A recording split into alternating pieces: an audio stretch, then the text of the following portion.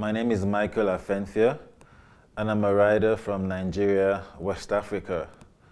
Thank you for having me on Threads, and today I'll be sharing my thoughts on the forgotten people in fiction in a piece titled Unwritten. So, when Chadwick Boseman, star of the Black Panther movie, died in August 2020, to many black people, including myself, it was more than losing a leading light in entertainment. It actually felt like the black race lost a leader. T'Challa, king of Wakanda, the fictional African country he led, is far from ordinary. Born and raised in privilege, he cannot be described as your average Joe or one of the ordinary people John Legend sang about in his 2004 hit ballad of the same title. T'Challa, aka Black Panther, aka Chadwick Boseman, was in a league of cinematic royalty very few black actors have ascended to. In homes and cinemas across the world, black boys and girls, black fathers and mothers did the Wakanda pose with pride after seeing the movie, because for the first time they witnessed significant representation in Hollywood. The Black Panther story was so well told, it hit all the right notes in its cultural depiction of Africa and the African experience in an imagined world of co-equal sovereignties. I don't know about other black people, but every time I watch the Black Panther movie, and trust me, I've seen it many times, I feel seen. From the fashion, to the accent, to the dances, and the dynamism in leadership, it feels relatable. Relatable.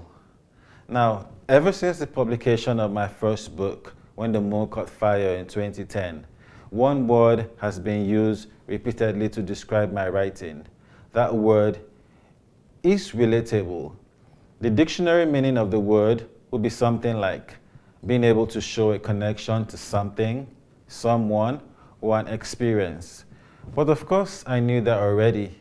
What I didn't know, however, was what I couldn't fathom at the time was exactly what people meant every time that word came up in reference to my writing style. That understanding started forming when my second book, A Street Called Lonely, was published a year later. I remember being woken up one morning by a call from an old friend.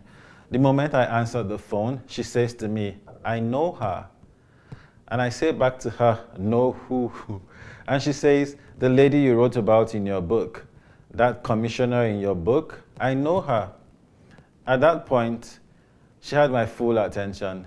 There was no going back to sleep when someone just told me that a character I created from my head for my book and for the reading pleasure of my fans had mysteriously left the pages they belonged in perpetuity to dwell as a living being in the streets of Yenagoa, the setting of the book.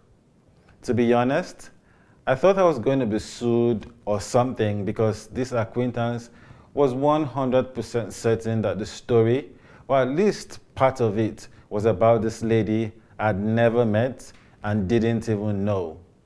In the years to come, I would hear comments like that a lot. The word relatable kept coming up again and again. Some people were even convinced that some of the characters I created and wrote about were versions of me. The more people tried to see me, their friends, family members, church members, enemies, lovers, and neighbors in my novels, the more I understood what they meant when they described my books as relatable. As a writer, I suppose you leave an impression on people when you write about them. The message to them is that I notice you, and that is why I have put you in my book. Writing about the glitz and glamour in the universe is good, but let's face it, how many of us live in a world of glitz and glamour? The vast majority of us would exist in the realm of humdrum, would be the social worker, newspaper vendor, cab driver, tailor, hairdresser, classroom teacher, housewife, butcher, or a mechanic like the character Ibinimi in my 2020 published novel, The Mechanics of Yenagua. A good number of us will be migrant newcomers trying to find our way in a foreign country. We would be the indigenous people feeling lost in our ancestral homes as a result of colonization and conquest. We'll be people of color or a visible minority group in the community that feels sidelined and marginalized because we're different. We'll be the ignored, the rarely ever acknowledged or written about. I have been asked so many times I've lost count. Why did you decide to write about a mechanic? The same people also ask, why did you write about Yenagoa? Readers in Nigeria are used to books about the bigger cities, Lagos, Abuja, Port Harcourt, Kano.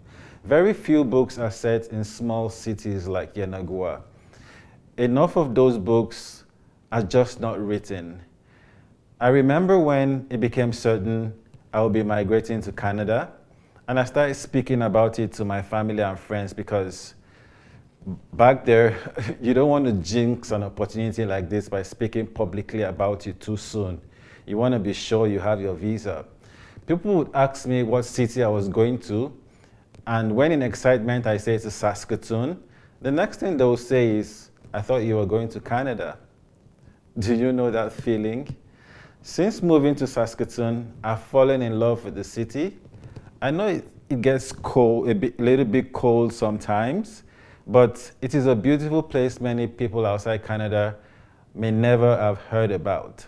Trying to explain the prairies, the lakes, and the winter to non-Canadians is like me trying to explain my experiences as an immigrant most times. When they don't get it, I feel small, forgotten, maybe even unseen. The lesser-known people, or the little people I call them sometimes, have stories too. They may be poor and in the shadow of the traditional protagonist, but they have their moments of spark. They fall in love, graduate high school or college, get employment, have kids they watch grow up. But not many of us writers will tell their story, put them in a poem, or write a song about them. Little wonder superhero franchises like Black Panther are such a hit since they first became a part of popular culture in comics and other books for children. Trust me, when I was a kid, I wanted so badly to be bitten by a spider because I believed with my whole heart that it would give me superpowers and I would fly and spin webs and even save countries.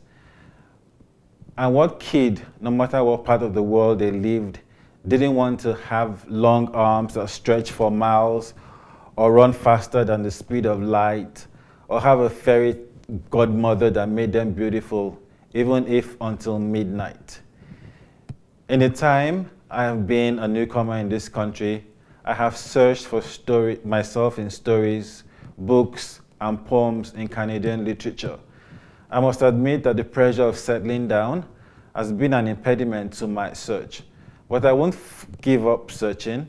When that search is done, I would like to see myself in books written by white Canadians and indigenous people as well. Myself as a writer, I hope to write books and tell stories about Black people, indigenous people, people of color, and white people exploring and relishing the greatness in our uniqueness and diversity.